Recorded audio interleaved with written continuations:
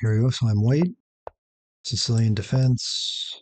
This is called the accelerated dragon of the Sicilian, where you play a quick bishop g7. Now you can play the Marazzi bind with c4 here. It's rather passive, but it's difficult for black. But I prefer playing more classically. I'm going to play the classical variation. I'm going to play Alekine's move, bishop g5, which is difficult to meet. Yeah, on this one, I usually play, my intention is to play knight d5 and force the trade on d5 and take with the pawn to put pressure on the e7 point. Yeah, so there I'm going to play a4, force the pawn forward, and make him give me some squares, and then I'll play knight d5. So that's the concept.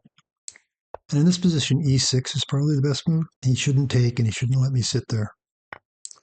But now I've got pressure on e7, which makes it difficult. Okay, so I'm going to bring the knight there. And c6 square is quite weak. So I think I got to be a little careful, like f4, knight g4 is threatening queen b6 check. I could play a5, bishop b7, f4. I'll play h3 to stop the knight to getting to g4. I'll keep the pressure on. So, but now he's taken away his, yeah, okay, so he's going to give himself g6, and he's got the idea of f5 potentially. I'm still eyeing the idea of getting my knight to c6. Yeah, now I will do it. So if he decides to guard c6 with bishop b7, then I have knight f5. So maybe bishop d7. It's a good move. So I'll play, I don't really want to play a5 actually. I think I'll try to disrupt the king side slightly with h4. I basically want to hit there before he thinks about f5. On f5, I'd have to play f4 probably. He does have knight c4, I suppose. Yeah, okay. So, but now I have b5 as a useful square. So I'm going to trade once, and I'm going to play bishop b5 to take the white squares away from him. And I'll take back with the pawn, because then I'll have knight c6 or knight f5.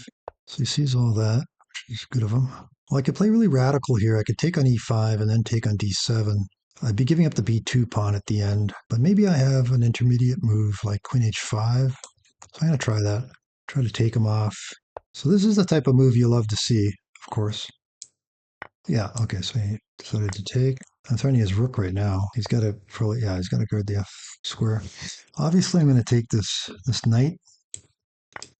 Yeah, so he's guarding things. It makes sense to me to bring the rook across now because his king's hemmed in. Try to mate him, play a little faster. So he's done that to guard, but unfortunately it runs into bishop d3, threatening his queen and threatening mate on h7. So unless I lose on time somehow, this seems to be over. A lot of times chess is won or lost on a square complex. So white squares or black squares. All right, so he's just mating himself.